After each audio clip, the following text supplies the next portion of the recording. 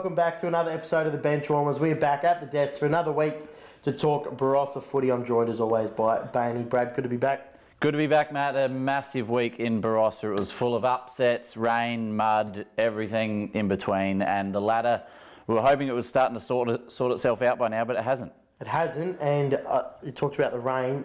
Good week to be an away team. The decks around the league are pretty chopped up. The ones that got played on the weekend. So I think those teams that played away are going to be very, very happy. We've got to thank our sponsors, the Exchange Hotel, help the show go to air each and every week, along with everyone that supports the show and helps us to come here and talk Barossa footy each and every week. We're going to have a quick break. When we come back, we're going to get into the feel-good fill-up.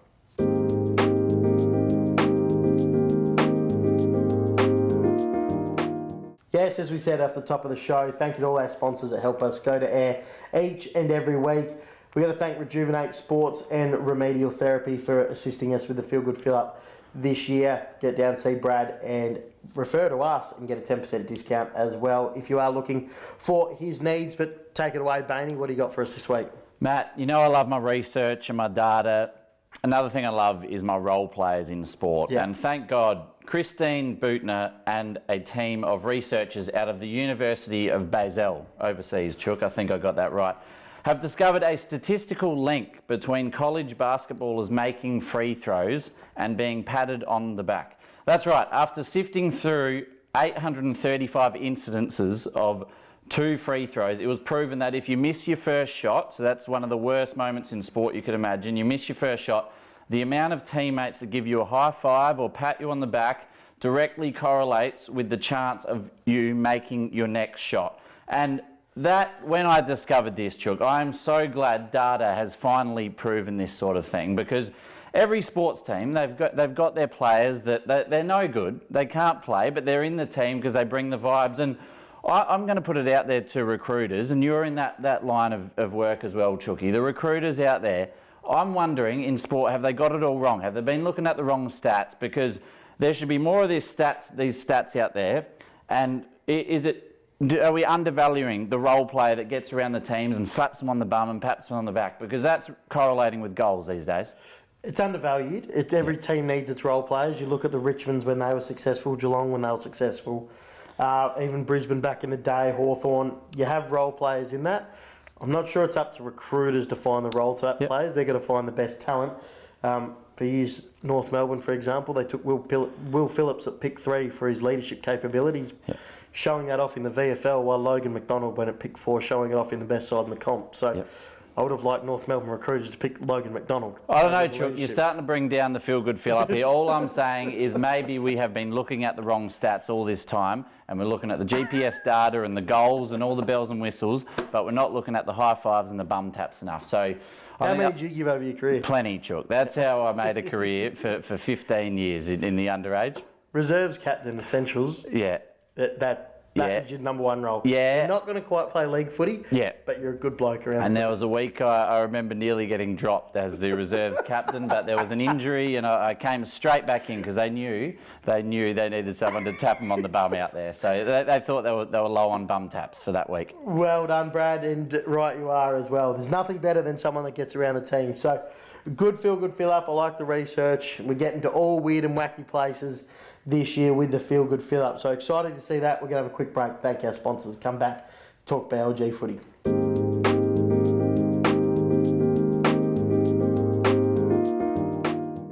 Yeah, welcome back to the show. Let's have a look at round 11 of the BLG. In game 1, it was Williston taking on Tanunda. Williston 7-9-61, defeating Tanunda 7-8-50. Brad, I can't work this competition out. We can't work it out, Matt. And one factor that would have come into it on the weekend as well, you needed to be up for the fight because it was a wet, boggy day, that's for sure. And all I can say is thank God Williamstown Oval wasn't in use on the weekend. That would have been a hazard for everyone. So thankfully Barossa had the bye. But Williston, they've done it again. They've proven everyone wrong.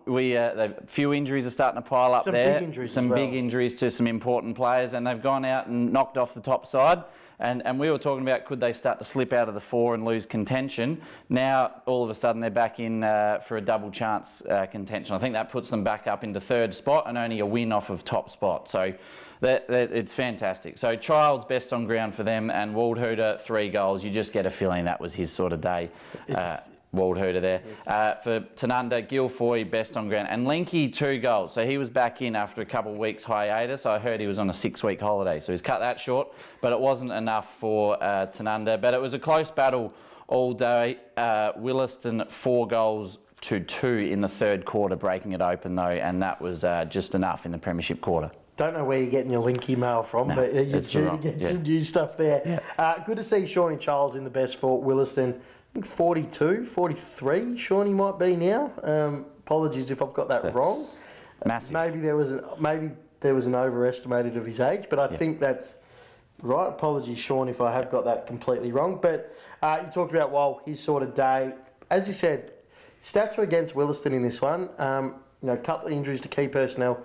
No McKenzie, no Lehman, no Ash Fry as well. So some pretty big names in that side, and they've been able to get it done. So it's what's so good about this competition at the moment is that when it's a day when you think they shouldn't get it done, they do. So well done to the Donnybrooks there. Let's have a look at game 2, Brad. It was Angaston 18-12, 120, defeating Gawler Central 7-6, 48. Yeah, a rough day for Gawler Centrals. For Angaston, it was Corcoran best on ground with Jed Durden 4 goals, your boy Chookie.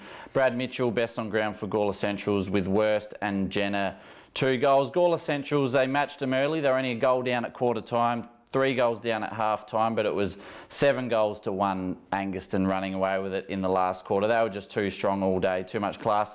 And even Tom Ryan snuck up forward for a goal as well, which was fantastic to see. I love to see that in the newspaper. They must have been feeling very happy with their work, the Panthers, to get Tommy Ryan forward. He's carved out a long career, a lot of injuries over that time. So good to see Tommels get on the end of one. A good patient of yours as well, Brad. He's going very well. Yes. Which is keeping him on the park. Yeah, no, he's a fantastic fella above all else, Chookie, and he will have a part to play, I'm sure, at the pointy end of the season for them. Looking forward to watching the Panthers continue to progress as we get closer to finals, Brad. It's not that far away now that we start talking about it. Let's have a look at the next game. It was Freeling taking on Newry. It was Freeling 4-7-27, defeated by Newry 7-13-55. A tight tussle till about half-time. A tight tussle and a wet, boggy day, you could imagine, there at Freeling. Scores were level at half-time, as you touched on. Freeling 2-2 were actually a goal up on Newry, who were 1 goal 8. So Newry were all over the place, but found their mark later on. Heinrich best on ground for Freeling with Ozzie Poulton, another one of your boys, Chook, 2 goals. They just keep featuring. For Newry, it was Billing best on ground with Bentley and Kinlock, 2 goals. Tight tussle at half-time, but it was Newry 6 goals to 2 in the second half. Really broke it open, and the cream rose to the top. Yeah, and it can be one of those frustrating days. You know, you got a tight contest at half-time, 2-2. Team's had 4 shots on goals to a team that's had 9 shots, and it's one of those things from Newry. And no doubt, Madsy would have said to the boys at half-time, you know, we're getting the look. We just got to finish our work. And once they did that, I think 6 goals 5 in the second half they've kicked, and were able to break that deadlock as such. So sometimes on those wet days, kicking can sort of keep teams in the game, and you've got to be good enough to sort of stay composed and come out of that, which Newry have done. So well done to them, and they keep on their winning ways. As we look at the last game, Brad, it was South Gawler 8-11-59, defeating Kapunda 4-5-29. Again, conditions over the weekend made these games closer than what they might have been, but a good win by the Lions. Good win by the Lions, a frustrating little game for them, as you would imagine. And that oval, we saw some vision of that. Horrendous. That was chopped up, and they have been banned from the oval for the next 7 days. I don't know trying what to get it up do. for the next game. So, but good luck. You've got to try. You've got to do it. You can't just. I think it needs a month. Yeah. So, but South, they learnt to win ugly on Saturday. Pat White best on ground. Speaking of winning ugly, Pat White, he's a master of that. Filkey, Benison, and Fenwick 2 goals for South. For Kapunda, it was Watke best on ground, Menzel, and Jacob Lekowiak finding some form with 2 goals himself. Yeah, it's you talked about Pat. That's the sort of day that he loves. Yeah. He would have been carrying on like a pork chop, no doubt. And the skills for everyone else on those days come down a notch. So Pat's skills don't look so bad. So he's tough, he's hard. He would have flown the flag for South Gawler and set the tone. And I think Kapunda got to be pretty happy with that effort. You know, they've got some good young kids there in Watke and Menzel and now Lekowiak, you know, hitting the scoreboard there as well. So I think For South, they did what they had to do, and Kapunda sort of should walk away with their heads held high of the competitiveness that they've put out there and gone with South for long enough. But you're just seeing one of the best teams in the comp go up against one of the worst. So that's a result to be expected there, Brad. So there's the wrap of round 11 in the Barossa. Obviously, some really interesting results. The ladder is still so tight, Brad, that we can't wait to get into as well. But we're going to have a quick break, come back and have a look at round 12.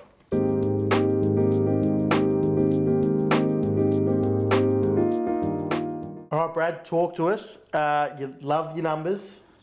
What's it looking like on the ladder at the moment? It's looking close, I'll tell you that for free, Chookie. And unlike other leagues, the amateur leagues and SANFL, it's not a top 5 we're dealing with. We're dealing with a top 4, but there are 5 left in the race. We can categorically say that. There's going to be one unlucky team because we've got 5 class acts. We've got Tanunda and South top 2 clear on 8 wins. And the next 3, we have Williston, Newry and Anguston all tied up on 7 wins. And they've all had a good look at each other. And most of them have all beat each other. So it's all over the place, and it's who's going to be peaking at the right time for me. Yeah, looking forward to that. And these games just get better and better. The back end of this year, it's going to be so exciting when a lot of these teams have to play each other in this position as well. So let's have a look at the games for the weekend. And it's Kapunda taking on Freeling in the first one. That's right, Chookie. This is down at Kapunda. They're still yet to find their first win of the season. I think Freeling probably have a few more shining lights than Kapunda for me, so I'm on Freeling. I'm with you there as well. Let's have a look at the next one. One of those games that's going to be really important to the ladder. Newry taking on Anguston. I had a good think of this one, Chook, and if you could ever tip a draw, I think this might be it. I struggled with this one. They got a lot of good blokes, a lot of good players. Who knows what the weather's doing? Doesn't matter. I've gone Newry. They're fourth. They've got a better percentage than Anguston, and I like my numbers. Yeah, got to go the home team in that, don't you? It's when you can't split it, just back the home team. So I'm with Newry as well. Let's have a look at the third game, and it's Gawler Central taking on Williston. Game where Gawler Centrals really need to look to rectify what they did to what Williston did to them on Anzac Day. That's right, Matt. They got pants that day. We were there, and it was ugly. They've had a few ins back since then, Gawler Centrals, with all due respect, and they have been probably a little bit more competitive. I think Williston will be far too strong. Yeah, obviously Williston with a couple of big outs, some that are season ending, which is not nice, but I think Williston will be too good, but that margin might get slightly smaller. I'm with you as well. Sponsors Day as well, so you're going to go watch Gawler Centrals twice this year, both times against Williston. So, yes. That's worked out well. Let's have a look at the last game, Tanunda taking on Barossa, Brad. Yeah, Barossa, I think we've been trying to give them a bit of hope for the storyline, the fairy tale for them to come in. I think their season is maybe not officially done, but just about done. It's probably done, Matt. It's probably done. Tanunda, they're a class act. They slipped up on the weekend. This one's at home. I think they'll bounce back and win convincingly. I'm with you there, Brad, as well.